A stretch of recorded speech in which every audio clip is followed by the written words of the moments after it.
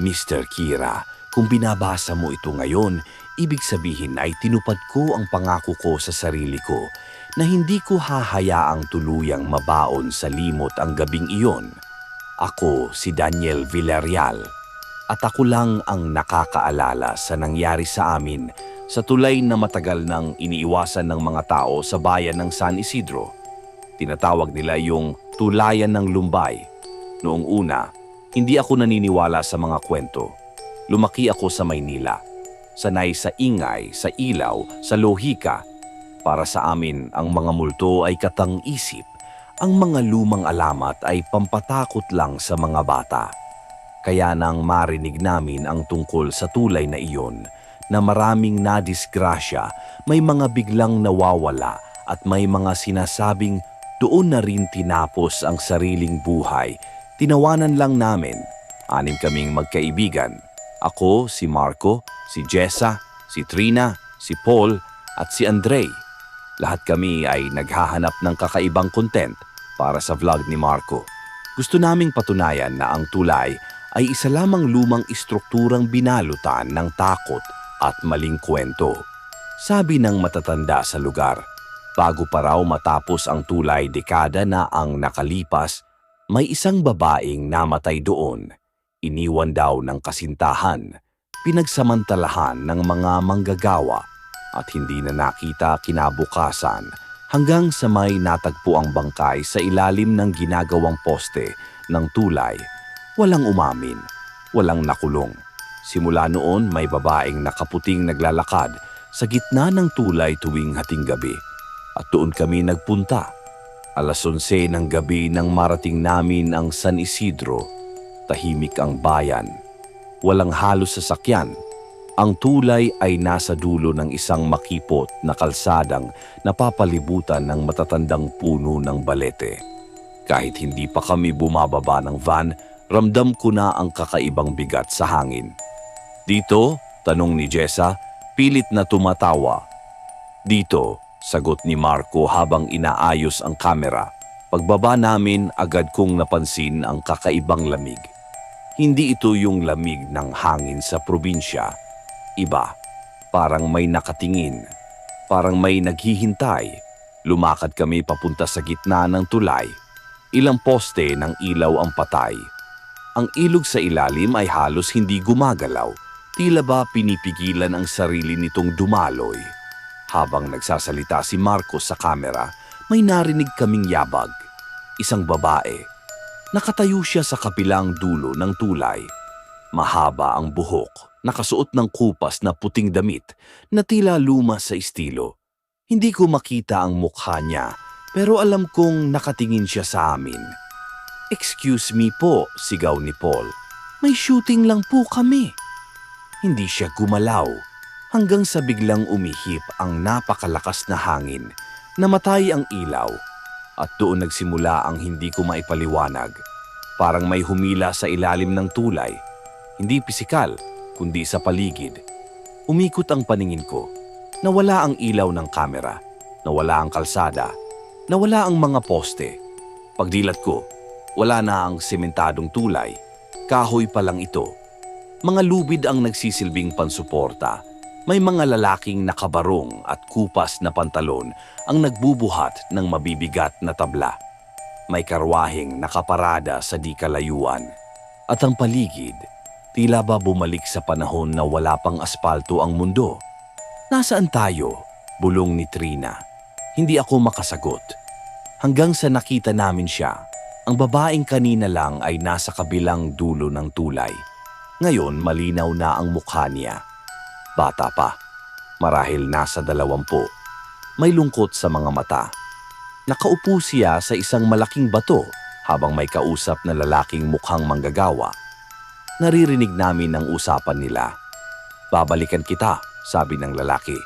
"Sigurado ka ba?" tanong ng babae. Ngumiti ang lalaki. Pero may kakaiba sa ngiting iyon. Hindi ito ngiti ng pag-ibig. Pagkalipas ng ilang sandali, nakita naming umalis ang lalaki at ilang iba pang manggagawa ang lumapit sa babae. Hindi ko kayang ilarawan ng buo ang sumunod, Mr. Kira. Pero sapat ng sabihing Hindi siya tinulungan. Walang tumigil. Walang sumaklolo. Hanggang sa tumahimik ang gabi. At ang huling nakita namin ay ang katawan niyang walang galaw. Iniwan malapit sa poste ng tulay na hindi pa tapos. Hindi ito totoo, paulit-ulit na sabi ni Jessa habang umiiyak. Biglang lumingon sa amin ang isa sa mga manggagawa, diretso sa amin.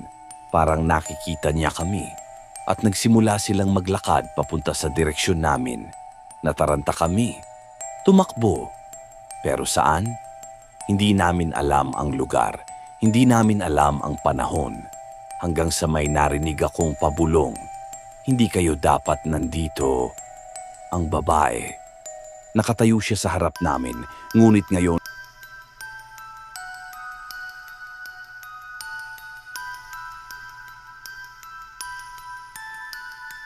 Mr. Kira, pagkatapos ng gabing iyon, hindi na kami nag-usap tungkol sa tulay. Para sa kanila, parang simpleng brownout lang ang nangyari. Isang sandaling nagdilim, tapos bumalik ang ilaw. Wala raw kakaiba. Wala raw babaeng nakita. Wala raw lumang tulay. Pero hindi ako makatulog. Pagbalik namin ng Maynila, pilit kong tinanong si Marco kung may na-save ba sa camera. Baka may glitch.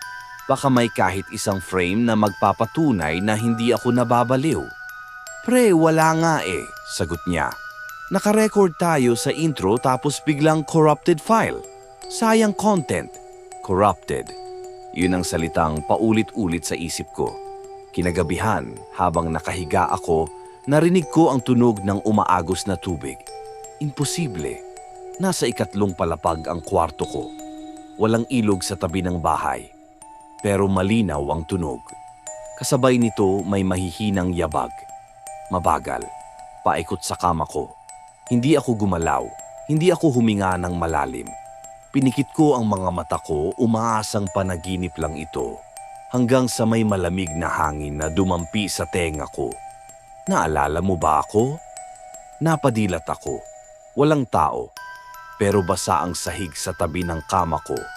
Parang may tumutulong tubig. Kinabukasan, tinawagan ko ang mga kaibigan ko. Isa-isa ko silang tinanong kung may kakaiba ba silang napapansin. Si Jessa, nagtataka kung bakit daw siya may pasa sa braso. Hindi niya maalala kung saan niya nakuha. Si Paul, nagising daw na may putik ang sapatos niya kahit nilinis na niya iyon bago umuwi. Si Trina, paulit-ulit na nanaginip ng tulay na hindi pa tapos. Pero kapag tinatanong ko kung ano ang nangyari sa tulay, pare-pareho ang sagot nila. Wala naman. Doon ko naisip, baka hindi lang ako ang may alaala. Baka may parte sa kanila na alam pero pinipigilang maalala. Hindi ako mapakali, kaya bumalik ako sa San Isidro. Mag-isa, hindi ko sinabi sa kanila. Pagdating ko roon, iba ang pakiramdam sa umaga. Normal lang tulay, may mga tricycle na dumadaan. May mga batang nagbibisikleta, parang walang bahid ng takot. Pero nang tanungin ko ang isang matandang tindera malapit sa kalsada tungkol sa tulay, bigla siyang natahimik. Hindi ka taga rito, sabi niya. Opo, narinig ko lang po ang kwento. Matagal niya akong tinitigan bago siya nagsalita. Hindi multo ang nandyan, bulong niya. Alaala. Hindi ko agad naintindihan. Ang lugar na iyan, dugtong niya, hindi nakakalimot. Kapag may nakasaksi ng totoo, hindi ka hahayaang umalis ng walang dala. Nanlamig ang batok ko. May babae po bang? Marami, putol niya. Pero may isa na hindi matahimik. Hindi ko nakinaya. Lumakad ako papunta sa tulay. Habang nakatayo ako sa gitna, pinikit ko ang mga mata ko.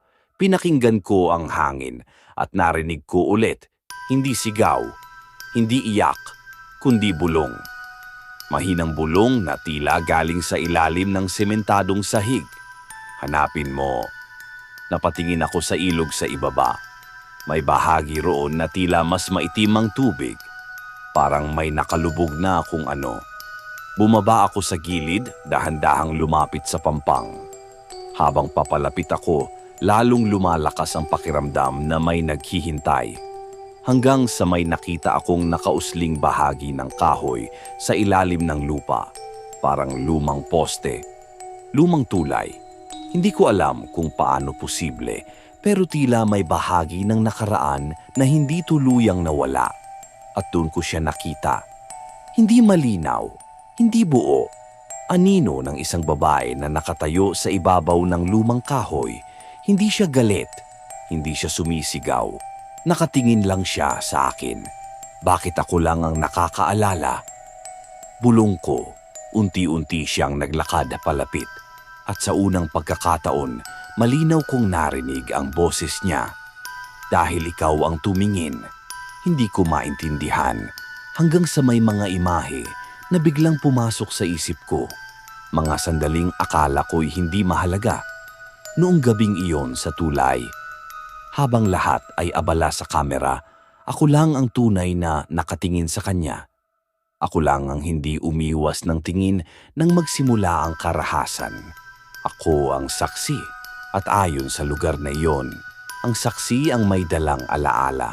Biglang nag-iba ang ekspresyon ng mukha niya. May lungkot. Hindi pa tapos, sabi niya. Ang ano? Nanginginig kong tanong. Hindi siya sumagot. Sa halip, unti-unti siyang umatras pabalik sa anino ng lumang poste. At bago siya tuluyang maglaho, may huling salita siyang iniwan. 6. Napaatras ako.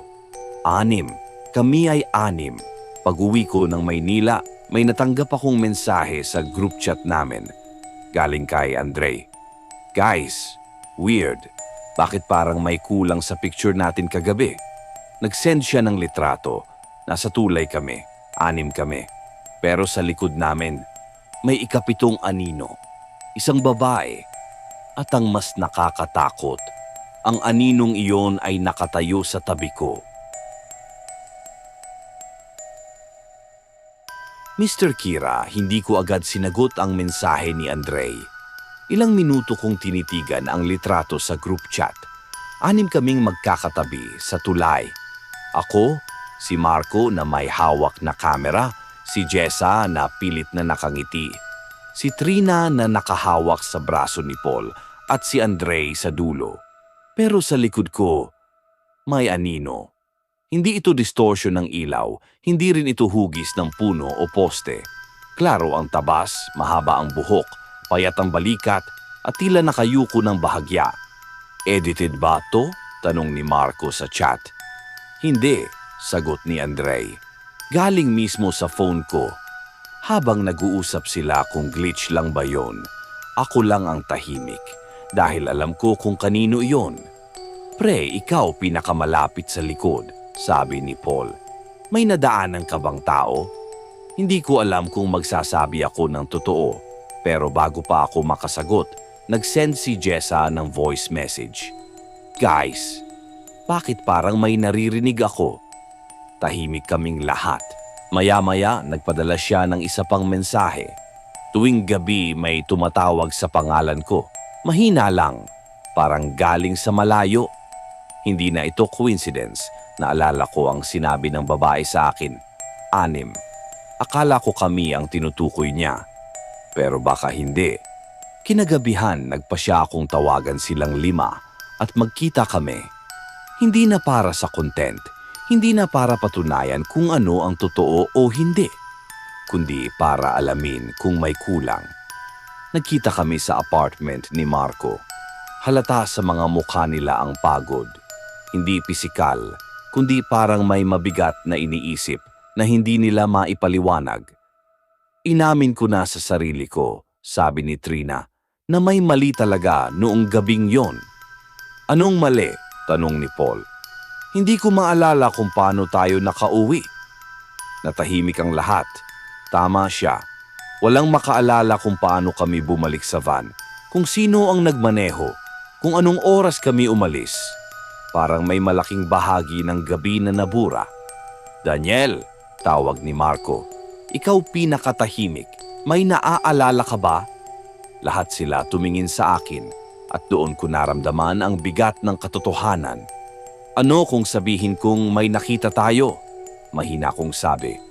Ano? Sabay-sabay nilang tanong. Hindi lang tayo 6. Nanginginig ang kamay ko habang inilabas ko ang phone ko at ipinakita ang litrato, yung may ika-7 anino. Hindi to glitch, sabi ko, at hindi rin too random. Habang nakatingin sila sa screen, napansin ko ang unti-unting pagbabago sa mga mata nila. Parang may sinusubukang bumalik na alaala. May babae, pulong ni Jessa, hawak ang ulo niya. May babae sa dulo ng tulay. Napaatras si Paul. Pre, parang may naaalala ako. May hangin. Tapos, parang nahulog tayo. Biglang kumurap ang ilaw sa apartment. 1 beses, 2 beses, at tuluyang namatay. Napuno ng dilim ang sala. Marco, may kandila ka ba? Tanong ni Andre. Pero bago pa siya makagalaw, may narinig kaming tunog. Tubig. Parang umaagos. Pero nasa ika-14 na palapag kami. Unti-unting lumamig ang paligid. At sa gitna ng sala kung saan kami nakatayo, may nagsimulang tumulo. Una, 1 patak, hanggang sa maging maliit na bilog ng basang sahig. Sa gitna nito, may aninong unti-unting nabubuo. Hindi ko kailangang hulaan kung sino. Hindi pa tapos, sabay-sabay naming narinig ang bulong. Pero iba na ngayon ang tono, hindi na malungkot, kundi mas mabigat. 6 kayo noon, sabi ng boses, pero may isa pang hindi nakauwi. Napatingin kami sa isa't isa. Anong ibig sabihin? Sigaw ni Marco. Sa isang iglap, may mga larawan na pumasok sa isip ko, mas malinaw kaysa dati. Noong nasa nakaraan kami, hindi lang kami basta nanood. May sandali na sinubukan ni Andre na sumigaw. Sinubukan naming tumakbo papunta sa babae. Akala namin hindi kami nakikita ng mga tao roon. Pero may isang manggagawa ang nakahawak kay Trina. Hinila siya. At sa gulo, may isa sa amin ang nadulas malapit sa ilog. May nahulog. Hindi ko maalala kung sino. May kulang ba sa atin? Tanong ko, nanginginig. Isa-isa naming binilang ang sarili namin. Ako, Marco, Jessa, Trina, Paul, Andre, 6. Pero bakit parang may nawawala? Biglang may kumatok sa pinto. Isang malakas na katok. Sabay-sabay kaming napalingon. May inaasahan ba kayo? Tanong ni Jessa. Wala. Dahan-dahang lumapit si Marco sa pinto at sumilip sa peephole. Namuti ang mukha niya. Guys, ano? Sabay naming tanong. May babae sa labas. Hindi siya gumagalaw. Hindi kumakatok ulit. Nakatayo lang. At nang buksan ni Marco ang pinto, walang tao. Pero may basang bakas ng paa papunta sa loob. At ang mas nakakatakot, 7 bakas. Mr. Kira, hindi ako makagalaw habang nakatitig sa sahig ng apartment ni Marco.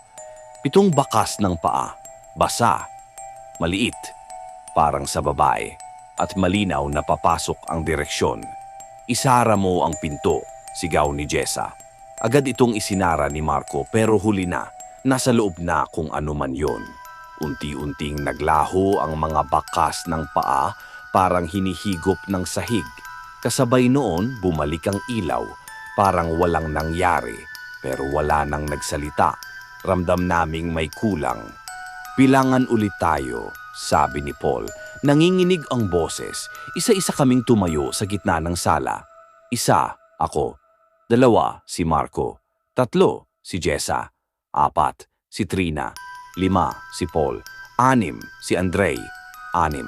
Pero habang nakatayo kami, may kakaibang pakiramdam na parang may isa pang nakapag-itna sa amin. Parang may espasyong sinasakop na hindi namin nakikita. May naaalala akong pangalan, biglang sabi ni Trina, hawak ang ulo niya. Pero hindi ko mabuo. Anong pangalan? Tanong ko agad. Parang may kasama pa tayo noon, hindi lang 6. Biglang sumakit ang ulo ko at bumalik ang alaala. Noong nagplano pa lang kami sa Maynila, hindi 6 ang nag-meeting, may pang 7. Si Rafael, napasigaw ako. Sabay-sabay silang napatingin sa akin. Sino yon? Tanong ni Marco. Hindi ako makapaniwala.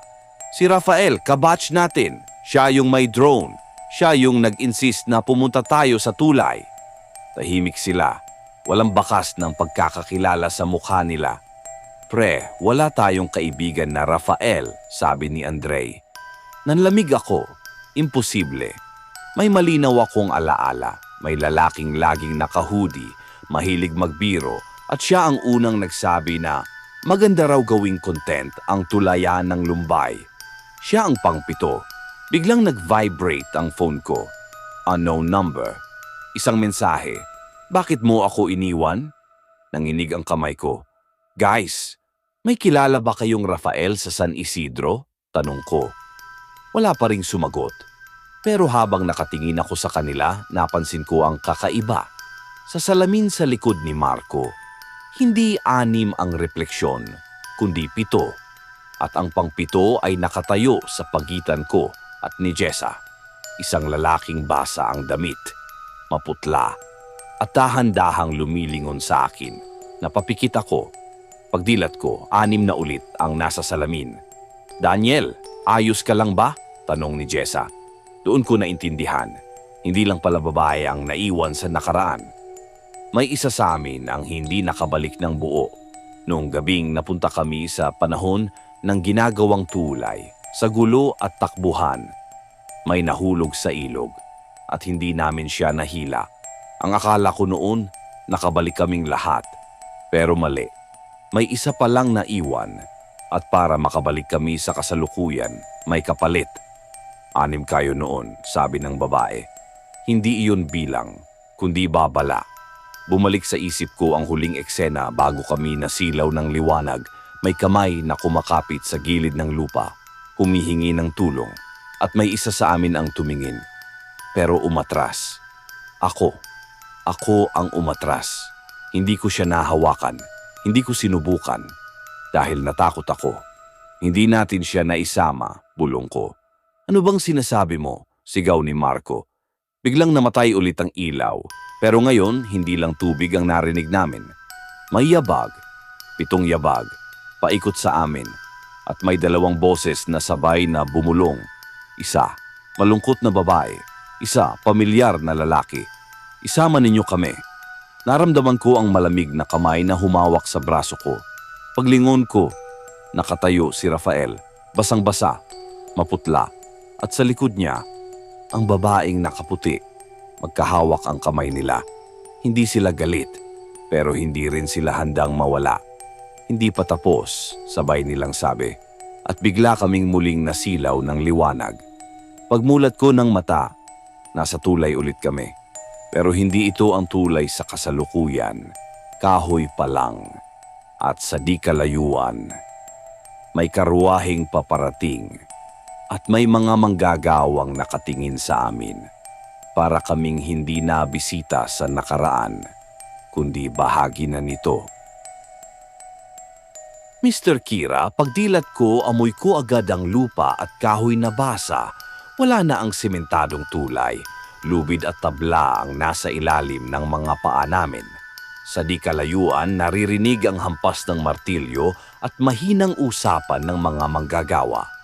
Bumalik kami, pero hindi na kami tagapanood. Nakatayo sa harap namin si Rafael, basang-basa, maputla, pero malinaw.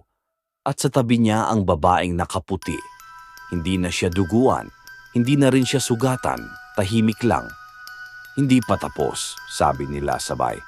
Napalingon ako sa mga kaibigan ko. Kita ko sa mga mata nila ang takot, pero ngayon may alaala na. Si Rafael, bulong ni Jessa. Akala ko 6 lang tayo, nanginginig na sabi ni Marco. 7 tayo, sagot ko. Simula pa lang. Sa likod namin may mga yabag. Ang mga manggagawa ay papalapit. Hindi sila tumatakbo. Mabagal lang ang lakad nila. Pero alam naming hindi sila dapat makalapit. Kapag nakita nila tayo, hindi na tayo makakabalik, sabi ng babae. Paano tayo makakabalik? Tanong ni Paul. Tumingin siya sa akin. Ang saksi ang may dala ng alaala, sabi niya. Pero ang may sala ang may kapalit. Nanlambot ang tuhod ko. Naalala ko ang kamay ni Rafael na kumakapit sa gilid. Ang sigaw niya, ang sandaling nagkatinginan kami, at ang pag-atras ko. Hindi ko sinasadya, bulong ko. Pero pinili mo, sagot ng lalaki, si Rafael, na hindi galit ang tono. Mas masakit pa nga dahil wala siyang galit. Palapit ng palapit ang mga manggagawa. Ramdam ko ang bigat ng hangin, parang ang mismong lugar ay naghihintay ng desisyon. Ano ang kapalit? Tanong ko sa babae. Tunay na alaala, sagot niya. Hindi kwento, hindi takot, kundi katotohanan. Anong ibig mong sabihin? May kailangang manatili, sabi niya, upang ang iba ay makabalik. Napatingin ako sa mga kaibigan ko. Nakapila sila sa likod ko. Takot pero buo. Buhay. Kung may kailangang manatili, ako iyon. Ako ang maiiwan, sabi ko. Daniel, anong sinasabi mo? Sigaw ni Marco. Kasalanan ko to, sagot ko. Ako ang umatras. Umihip ang malamig na hangin. Huminto sa paglakad ang mga manggagawa. Parang may di nakikitang pader sa pagitan namin. Lumapit sa akin ng babae. Inilapit niya ang kamay niya sa noo ko. Hindi malamig, hindi mainit. Parang tubig na dumadaloy. Kapag pinili mong manatili, sabi niya, makakabalik sila. Pero ikaw, magiging bahagi ka ng alaala ng lugar. Makakalimutan nila ako? Tanong ko. Tahimik siya sandali. Maliban sa isa, napatingin ako kay Rafael. Siya ang magiging saksi, sabi ng babae. At siya ang magsasabi. Hindi ko na naintindihan kung paano pero naramdaman kong may nagbabago. Parang ang mga alaala ay gumagalaw. Parang may inaayos ang panahon. Handa ka ba? Tanong ni Rafael. Huminga ako ng malalim. At least may makakaalala, sagot ko. Isang malakas na liwanag ang sumabog sa paligid. Nagising ako sa malamig na semento ng tulay. Sementado na. Gabi. Tahimik. Huminga ako ng malalim. Buhay ako. Tumayo ako agad at tinawag ang mga kaibigan ko. Walang sumagot. Walang van. Walang bakas na may kasama ako. Naglabas ako ng phone. May signal. May mga mensahe. Group chat. Binuksan ko. 5 lang ang pangalan. Marco, Jessa, Trina, Paul, Andre. Walang Daniel. Nanlamig ang buong katawan ko. Binuksan ko ang social media ko. Walang account na nakapangalan sa akin. Parang hindi ako kailanman umiral sa mundo nila. At doon ko naintindihan. Hindi ako ang naiwan. Ako ang pinalit. Ako na ngayon si Rafael. Ako ang saksi. Ako ang may dala ng alaala. Habang ang iba nakabalik. Pero walang alaala ng tulay. Walang alaala ng akin. At habang sinusulat ko ito, Mr. Kira, alam kong hindi ito basta kwento. Dahil may dahilan kung bakit ikaw ang napili kong padalhan nito. May kailangang makaalam, may kailangang makaalala. At kagabi, habang dumadaan ako muli sa tulayan ng Lumbay, may nakita akong 6 na kabataang nakatayo sa gitna. Tumatawa, may hawak na kamera. At sa likod nila, may isang aninong nakatingin sa akin. Ako. Mr. Kira, kung ito na ang huli kong sulat, gusto kong malinaw ang lahat. Ako na ngayon si Rafael. Hindi ko alam kung kailan eksaktong nabura ang pangalang Daniel sa mundo, pero ramdam ko ang pagkawala niya. Parang alaala ng isang panaginip na hindi mo mahawakan paggising mo. May bakas, pero walang ebidensya. Nasa gilid ako ng tulayan ng Lumbay nang makita ko silang 6. Masaya. Walang bahid ng takot. Hawak ni Marco ang kamera. Si Jessa ay nakangiti. Si Trina at Paul ay nagbibiruan. Si Andre ay may hawak na ilaw. At may isang puwang sa grupo. Isang espasyong para bang may dapat nakatayo roon. Ako. Hindi nila ako nakikita. Kahit gaano ako kalapit. Lumapit ako sa gitna ng tulay. Ramdam ko ang malamig na hangin. Ang parehong hangin noong gabing una kaming napunta sa nakaraan. At doon ko siya nakita, ang babaeng nakaputi. Hindi na siya malungkot tulad ng dati. Tahimik lang siyang nakatingin sa ilog. Natapos na ba? Tanong ko. Ang alaala, oo, sagot niya. Ang sugat hindi kailanman. Tumingin siya sa 6 na kabataang masayang nagvi-video. Hindi na nila kailangang maalala, sabi niya. Nadala muna. Hanggang kailan ako ganito? Tanong ko. Hindi siya agad sumagot. Sa halip tumingin siya sa ilalim ng tulay, sa lugar kung saan natagpuan ang katawan niya noon at kung saan nahulog si Daniel. Hanggang may tumitingin, sagot niya. Hanggang may saksi. Unti-unti kong naunawaan. Ang lugar na ito ay hindi pinamumugaran ng galit, kundi ng alaala. Ang sinumang tunay na makakita sa katotohanan nito ay nagiging bahagi nito. Hindi para parusahan, kundi para hindi tuluyang mabura ang nangyari. Habang pinapanood ko ang mga kaibigan ko, may sandaling napalingon si Marco sa direksyon ko. Saglit lang, parang may naramdaman. Pero agad din siyang ngumiti at bumalik sa kamera. Wala na silang takot, wala na silang bangungot, at marahil iyon ang kabayaran. Lumakas ang hangin.